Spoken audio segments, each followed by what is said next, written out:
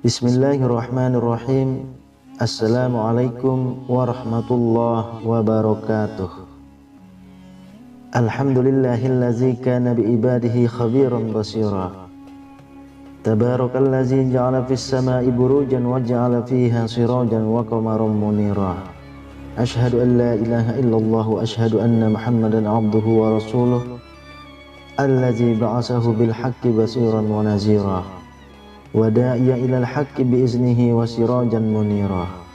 Allahumma salli alaihi wa ala alihi wa sahbihi wa sallim tasliman katsira. Amma ba'du. Semoga kita senantiasa diberikan keberkahan umur, keberkahan rezeki, dan senantiasa dilindungi oleh Allah Subhanahu wa ta'ala. Amin ya rabbal alamin. Sahabatku yang dirahmati Allah, mungkin saat sholat kita pernah melihat gerakan-gerakan sholat yang tampak aneh dan unik. Misalnya adalah ada seorang ibu yang sholat sambil menggendong anaknya. Bahkan ada seorang bapak yang menjaga anaknya dengan mengikatkan seutas tali supaya anaknya tidak berjalan terlalu jauh dan lain sebagainya.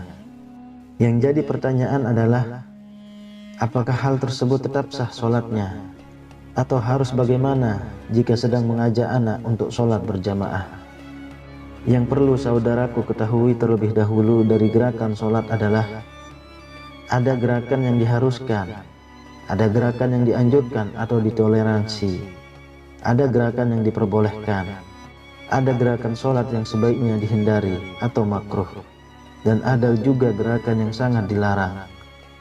Di video kali ini saya akan menjelaskan satu persatu mengenai gerakan-gerakan tersebut, sehingga kita semuanya menjadi faham dan bisa menghindari jika memang perlu dihindari dan dikerjakan jika memang harus dikerjakan.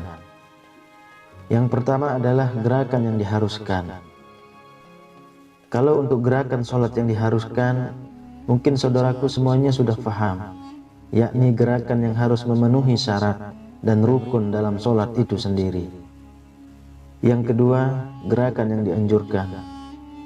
Maksudnya adalah gerakan yang mendapat predikat sunnah atau baik apabila gerakan tersebut dikerjakan. Di antaranya adalah meluruskan shaf dalam sholat, merapikan shaf dan mengisi kelonggaran dalam shaf. Mungkin hal ini saudaraku juga sudah cukup paham. Jadi akan saya lanjutkan dengan yang ketiga, gerakan sholat yang diperbolehkan atau ditoleransi. Gerakan sholat yang diperbolehkan maksudnya adalah gerakan tubuh kita saat sholat karena ada keperluan. Dan salah satu contohnya yakni mengerjakan sholat sambil menggendong bayi. Kenapa hal tersebut masih diperbolehkan dan sholatnya juga masih tetap sah?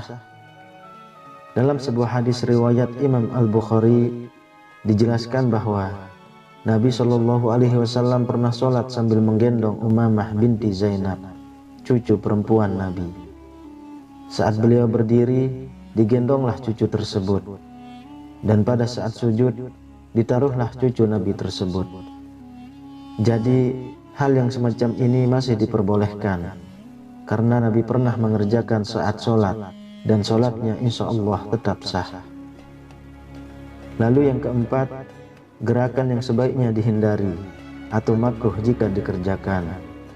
Maksudnya yaitu gerakan dalam sholat meski sedikit, tapi tidak ada keperluan.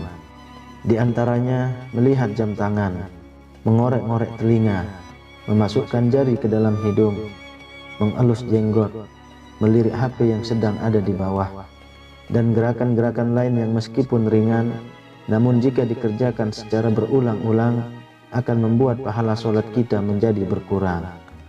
Dikarenakan tidak ada keperluan yang mengharuskan untuk melakukan gerakan tersebut, selagi masih bisa untuk ditunda. Kemudian yang kelima, gerakan yang dilarang. Maksudnya gerakan yang dilakukan secara terus-menerus tanpa ada keperluan. Mungkin gerakan ini sering kita lakukan, akan tetapi kita tidak sadar bahwa kita telah melakukan gerakan yang dilarang dalam sholat. Contohnya adalah gerakan untuk membetulkan posisi kopiah bagi laki-laki, membetulkan mukena bagian kepala berulang-ulang bagi perempuan, lalu gerakan menata surban tanpa ada keperluan, menggaruk-garuk kepala berulang-ulang, dan gerakan-gerakan lain yang dilakukan dengan jumlah yang banyak. Kalangan mazhab Syafi'iyah mendefinisikan gerakan banyak yang berulang-ulang adalah gerakan yang dilakukan saat sholat lebih dari 3 kali gerakan besar. Misalnya adalah saat kulit kita terasa gatal, lalu kita menggaruk bagian yang gatal tersebut dengan 1 jari meskipun berkali-kali. Namun hal ini masih dianggap gerakan kecil. Akan tetapi jika kita menggaruk dengan ke-5 jari, maka dianggap sudah mengerjakan gerakan besar, dan sholat kita menjadi tidak sah atau batal. Oleh karena itu, tumakninah dan ketenangan saat beribadah termasuk rukun dalam sholat. Jika ditinggalkan, maka sholat kita menjadi kurang sempurna, bahkan bisa membatalkan sholat. Khusyuklah dalam sholat, karena sholat merupakan jalan komunikasi kita kepada Sang Pencipta, Allah Subhanahu wa Ta'ala. Semoga kesalahan yang mungkin pernah kita kerjakan dalam sholat bisa diampuni oleh Allah Subhanahu wa Ta'ala. Amin ya Rabbal Alamin. Assalamualaikum warahmatullahi wabarakatuh. Allahu la ilaha illa huwal hayyul qayyum, la ta'khudhuhu sinatun wa la nawm,